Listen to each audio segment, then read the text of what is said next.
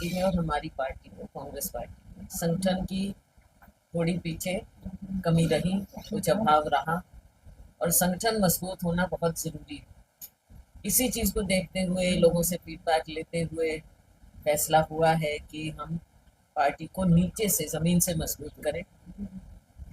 और राहुल जी का फैसला कि हम अपने ज़िलों को जितना मजबूत करेंगे उतना ही संगठन के लिए अच्छा होगा, क्योंकि ज़िले से नीचे ब्लॉक में मंडल और हमारी बूथ कमेटियाँ वो सब मजबूत हों।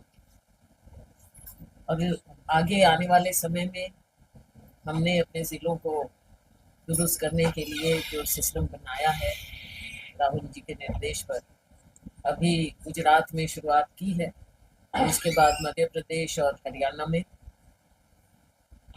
ऑब्जर्वर्स लगाए जाएंगे। एआईसीसी ऑब्जर्वर होंगे और उसमें स्टेट के ऑब्जर्वर्स होंगे और मिलकर 4-5 लोग जाएंगे हर जिले में।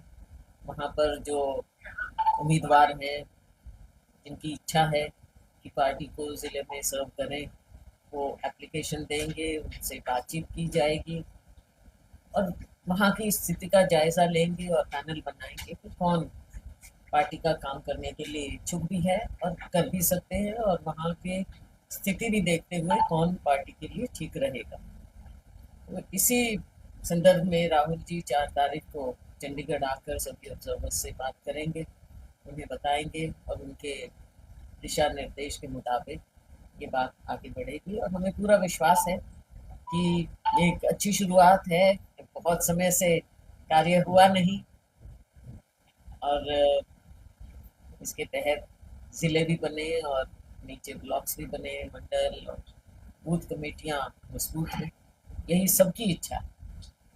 मैम, गुजरात में जो अधिवेशन हुआ था, अभी आपका राष्ट्रीय अधिवेशन हुआ, उसमें राहुल जी ने अप्रत्यक्ष तौर पे जो बड़े नेता हैं जो अपने वार्ड में भी चुनाव हार गए, चाहे विधानसभा चुनाव की बात हो, लोकसभा चुनाव की बात हो, उस पर उन्होंने बड़ी कड़ी प्रतिक्रिया दिखाई थी कि ऐसे नेताओं की मुझे जरूरत नहीं है। तो हरियाणा में भी कई ऐसे नेता कार्रवाई होगी, मतलब अब जो कर्मठ लोग हैं, काम करने वाले लोग हैं, उनको आगे लाया जाएगा। देखो, काम करने वाले लोग ही आगे आए और संगठन में काम करने वालों की ही ज़रूरत रहती है। संगठन को मजबूत करना बहुत ज़रूरी है।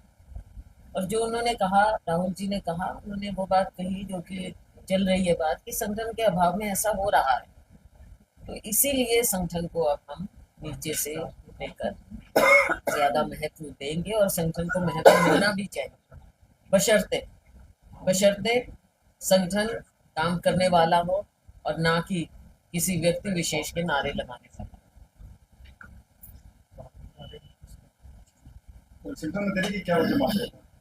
अब देरी की तो वजह बहुत रही है, पता नहीं कितने सालों से संगठन बना ही नहीं और नीचे ज़मीन पर तो बिल्कुल ही। उसके बावजूद देखो, लोगों का कितना मन था कि कांग्रेस की सरकार बने। अब कारण कई रहे कि सरकार क्यों नहीं बनी, लेकिन उन्होंने ये ज़रूर रहा कि संगठन को शायद उतना महत्व नहीं मिल पाया और संगठन रहा ही नहीं, अभाव ही रहा संगठन का। तो नीचे ज़मीन पे कैंडिडेट ही अपना काम करते रहे, कोई कैंडिडेट कुछ कर रहा है, कोई किसी के खिलाफ कर रहा है, कोई क्या कर रहा है, ये सब चला। ऐसा ऐसा माहौल बन गया। संगठन को किसी ने पूछा नहीं, जो भी संगठन के पुराने लोग भी थे या जो करना चाह रहे थे, संगठन है ही नहीं कहीं। ये एक कमी रही। आगामी इलेक्शन है पंजाब में, उसको लेकर आप क्या कहेंगे, किस प्रकार से? पंजाब में देखो, हमारी मजबूती भी है और आप पार्टी से वहाँ के लोग बहुत ज़्यादा दुखी हैं, भ्रष्टाचार है, सब चीज़ें जिसको जो प्लेटफॉर्म लेकर आप पार्टी आई थी, आज आप देखते हैं कि वही चीज़ें उन्हीं के ऊपर लागू हो रही। अकाली दल पूरी तरह से एक्सपोज हो चुका है और कांग्रेस के हमारे लोग वहाँ पर पूरी मेहनत कर रहे हैं और हमें विश्वास है कि अगली सरकार कांग्रेस पार्टी वहाँ पर बनाएगी, सभी मिलकर मेहनत करें। मैडम, ऑपरेशन सिंदूर के बाद अब जो बीजेपी सरकार है वो घर घर के अंदर सिंदूर बंटवाने जा रही है, कैसे देखते हैं आप? बंटवा रहे हैं क्या बीजेपी?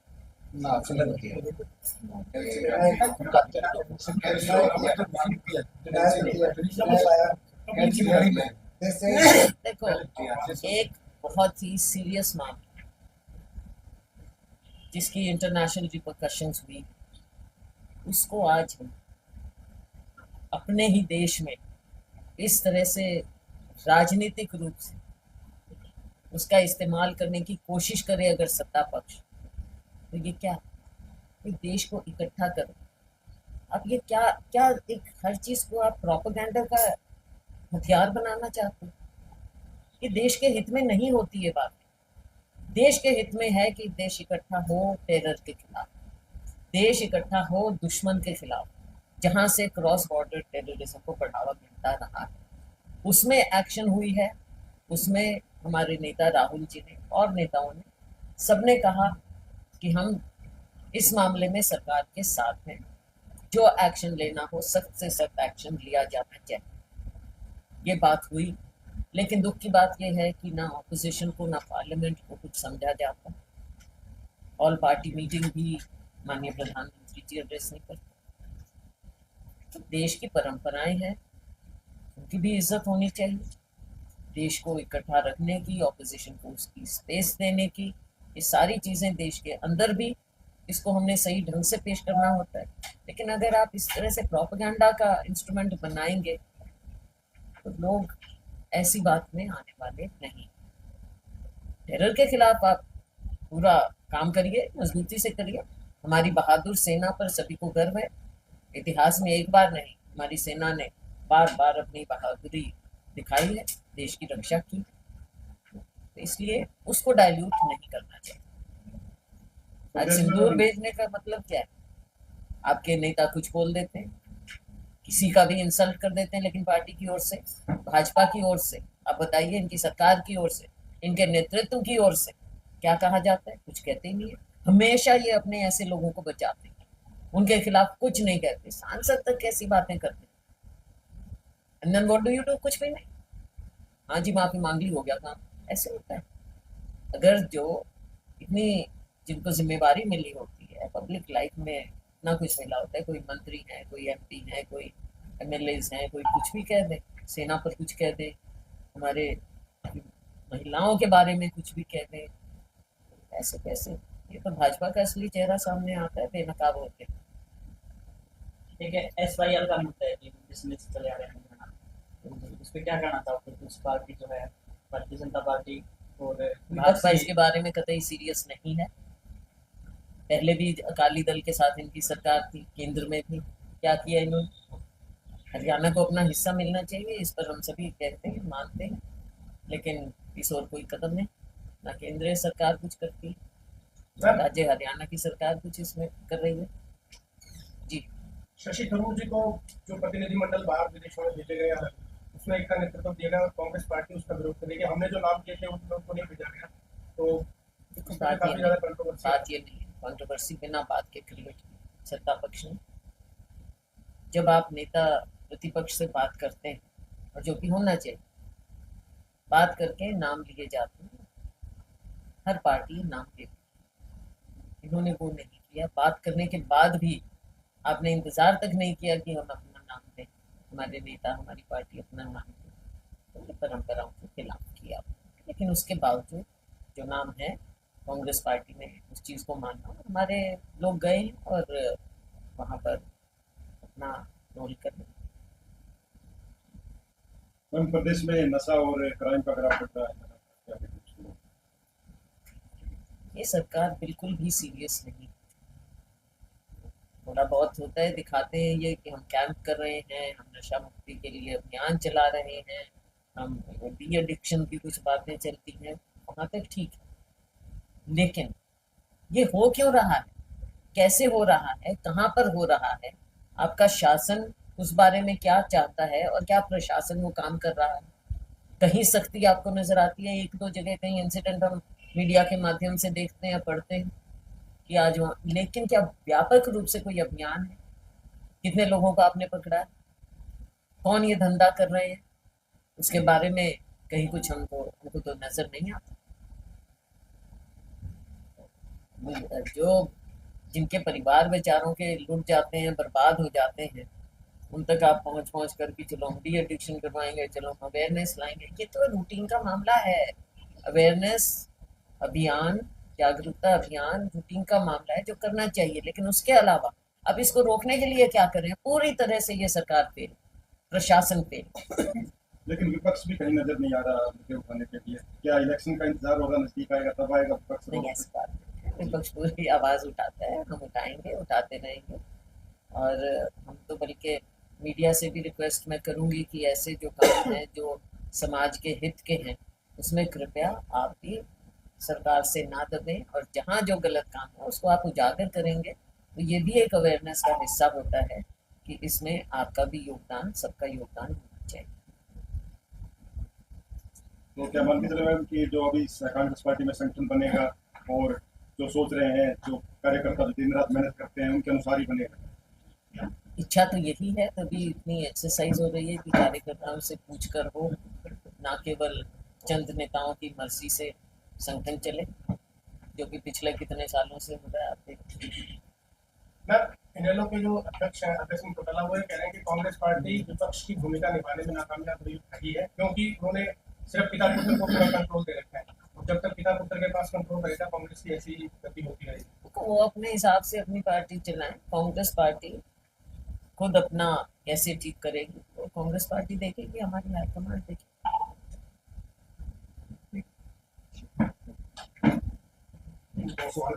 मैडम, अभी हाल ही में अशोक अरोड़ा जी के साथ हुआ, जितेंद्र मुखर्जी के साथ हुआ, हिसार में भी चंद्र प्रकाश जी के साथ, इस बारे देखो, की बात ये है कि जो हमारी कुछ परंपराएं रही हैं सरकार के बीच, जनप्रतिनिधियों के बीच, प्रशासन के बीच, आज के दिन ऐसा लगता है कि कोई सिस्टम है नहीं, ये सारा सिस्टम चरमरा।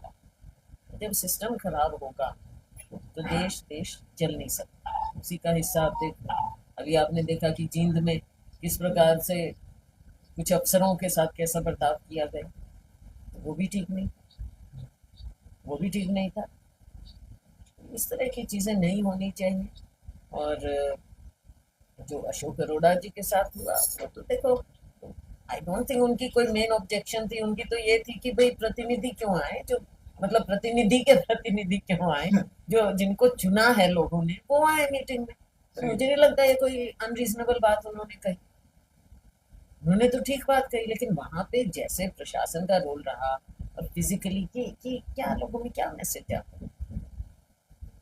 आप ना प्रशासन ठीक से चला पा रहे हैं, ना आपके अपने लोगों को आप उनको कुछ ट्रेनिंग देते हैं, ना उनको आप कंट्रोल कर पाते हैं। ऐसे थोड़ा ही चलेगा। बात कि नहीं है, जब जनहित की बात होती है तो विपक्ष है और सरकार है, तालमेल करके चलेंगे तभी बात बनेगी। विपक्ष को अपना रोल करने देना चाहिए, तो उसमें सरकार को पहल करनी चाहिए, सही ढंग के ऑर्डर्स होने चाहिए। वो अपने नेताओं को भी बताएं, अपने नेताओं को भी समझाए सत्ता पक्ष। मैडम, जो ग्रांटें हैं सरकार की, सांसद विधायक की, सरकार को अपने हिसाब से बात क्या विपक्ष के सांसद और विधायकों जो ग्रांट सरकार से मिलती है उसमें आप क्या करती हैं? सरकार का कुछ उसमें दखल होता है? जैसे आपकी 5 करोड़ की ग्रांट है, जैसे देखो, जो MP लैड है ये लोकल एरिया डेवलपमेंट स्कीम है, और भी होती है। हमारी दिशा की मीटिंग होती है, उसमें काफ़ी चीज़ें निकलती हैं, बताया जाता है, प्रशासन बताता है, तो वहाँ तक तो बात। लेकिन जब नीचे काम होना होता है तो उसमें मुझे लगता है कि जो इनके अलग अलग डिपार्टमेंट्स हैं और हैं, उनमें तालमेल ही नहीं बैठ पाता। कई जगह हमने देखा है कि तालमेल के अभाव में जो काम रूटीन के भी होने चाहिए वो भी नहीं हो पाते। अब अफसरों के चक्कर काटते रहते हैं, हम अफसरों को फ़ोन करते रहते हैं। ऐसी तो बात आनी नहीं चाहिए कि हम हर रोज़ 10-10 बार फ़ोन करें। क्यों करें? ये नौबत क्यों आती है? अगर सिस्टम से चलेगा तो कहीं कहीं जहाँ है चाहे तो हमारे तक बात आए तो हम बात करें, काम ठीक ठाक होने। लेकिन इनका आपस में कहीं कुछ तालमेल नज़र ही नहीं आता। दिशा मीटिंग में ज़रूर एक बार बात हो जाती है, लेकिन अगली मीटिंग कब हो, क्या हो, बड़ा मतलब सिस्टम बहुत इनका चरमराता है, बहुत ज़्यादा चरमराते हैं। हमारे पैसे लगाते हैं, अभी तो चलो पहला साल ही है, उसके बारे में मैं क्या बोलूँ। सरकार की नीति ठीक हो तो वो सब ठीक हो जाना चाहिए। देखते हैं। हम तो ये चाहेंगे कि सबका मकसद एक होता है, चाहे प्रशासन है, चाहे सत्ता पक्ष है, चाहे हम प्रतिनिधि हैं विपक्ष के हों या सत्ता पक्ष के, सबका मकसद ये है कि लोगों के काम हो जाए और जो सही है वो सही काम हो जाए, रूटीन में ये काम हो जाए, और जो समस्याएं आती हैं उनको हम वहाँ पर करें, उनका हल निकालें। मकसद जब एक है तो फिर आपस में प्रॉब्लम क्यों आती है? नहीं आनी चाहिए। चुनाव को मैडम 6 महीने हो चुके हैं विधानसभा, लेकिन विकास समर्थकों में आज भी पीड़ा है। 2 जगह बटे हुए, एक तो कहती है हम गड़बड़ थी, एक समर्थक ये कहते हैं हमारे सैलरी में चुप्पी साथी हम इसलिए सीएम नहीं बन पाए। तो आपके हिसाब से कौन सी ठीक बात है, ईवीएम गड़बड़ है या आपकी चुप्पी? भाई जाके क्या चुप्पी और क्या बोलना। मैं तो कांग्रेस पार्टी की सिपाही हूँ। मैं तो अपने कई बार चुप्पी में थोड़ी वो होती है मेरी समझ से कि मैं चुप रह जाती। उस समय जो मेरे साथ हुआ इलेक्शन के बीच में, अगर मैं बोलती तो मैं नहीं चाहती थी कि पार्टी का नुकसान हो, लेकिन ये सबको पता है, जब जाहिर है कि मेरे साथ क्या हुआ और किस तरह से चुनाव लड़ा गया। ये कई चीजें हैं, अब ये पार्टी देख रही है इन चीजों को। ईवीएम तो ठीक है, अंदरूनी मामला है, ईवीएम पर भी सवाल है।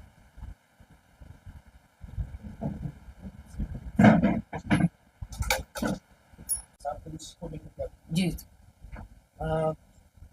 ये सब मानते हैं